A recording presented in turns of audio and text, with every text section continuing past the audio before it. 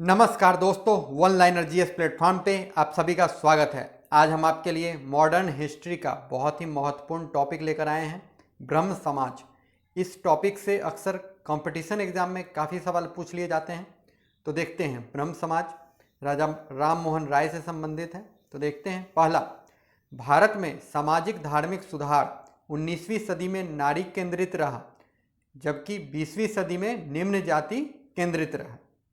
Number 2, 1813 के charter act के तहत भारत में ईसाई मिशनरियों का आगमन हुआ। नंबर 3, बंगाल में शुरू हुए समाज सुधार आंदोलन का नेतृत्व राजा राम मोहन राय ने किया था। नंबर 4, राजा राम मोहन राय को भारत में नवजागरण का अग्रदूत, सुधार आंदोलन का प्रवर्तक, आधुनिक भारत का पिता, नव प्रभात का तारा और भारतीय पत्रकारिता का जनक कहा जाता है। इसलिए आज भी पत्रकारिता के संबंध में पुरस्कार जो दिया जाता है वो राजा राम मोहन राय पुरस्कार ही दिया जाता है। नंबर 5, राजा राम मोहन राय ने 1828 में कलकत्ता में ब्रह्म सभा की स्थापना की तथा इसी का नाम बाद में ब्रह्म समाज हो गया। नंबर 6, ब्रह्म समाज ने धार्मिक ग्रंथों की व्याख्या करने के लिए पुरोहित वर्ग को अस्वीकार किया है। नंबर 7, ब्रह्म समाज का मुख्य उद्देश्य हिंदू धर्म में सुधार लाना, सभी धर्मों की अच्छाइयों को अपनाना, मूर्ति पूजा का विरोध करना था। नंबर 8, राजा राम मोहन राय एकेश्वरवाद के समर्थक थे।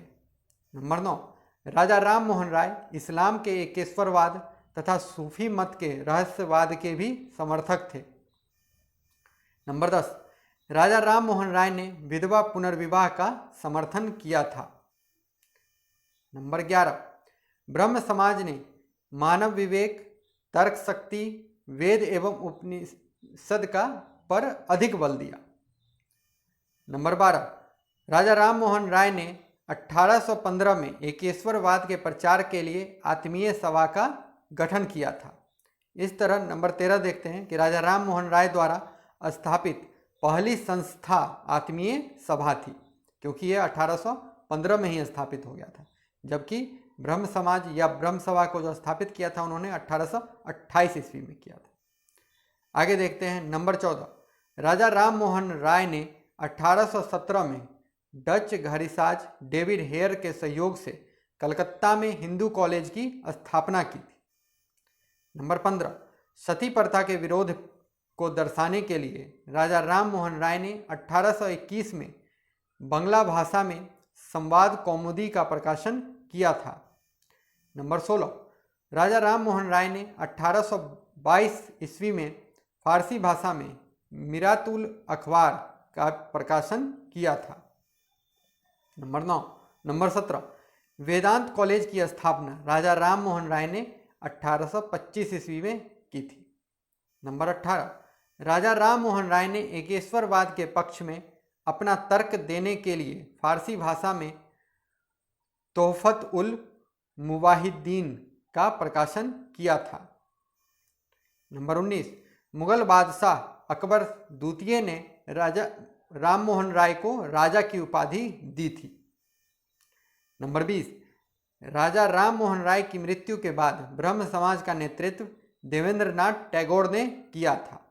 नंबर 21, देवेंद्रनाथ टैगोर ने 1839 में तत्वबोधिनी सभा की स्थापना की तथा तत्वबोधिनी पत्रिका का भी प्रकाशन किया।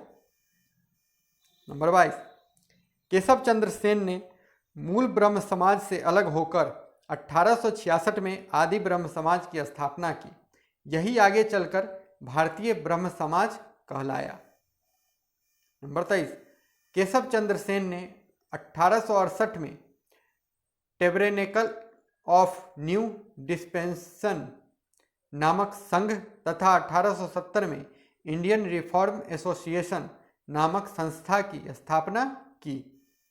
नंबर 24, आचार्य केशव चंद्र सेन के नेतृत्व में ब्रह्म समाज अधिनियम बना, जिसके तहत 14 वर्ष से कम उम्र की लड़कियों तथा 18 वर्ष से कम उम्र के लड़कों का विवाह पर रोक लगा दिया गया था।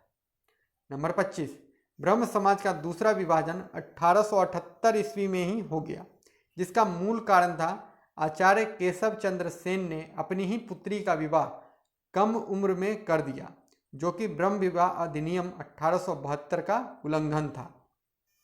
नंबर 26, शिवनाथ शास्त्री, आनंद मोहन बोस और द्वारकानाथ गांगुली ने ब्रह्म समाज से अलग होकर 1878 में साधारण ब्रह्म समाज की स्थापना की। दोस्तों, आज के लिए इतना ही।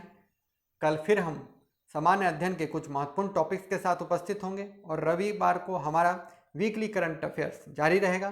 तब तक के लिए धन्यवाद।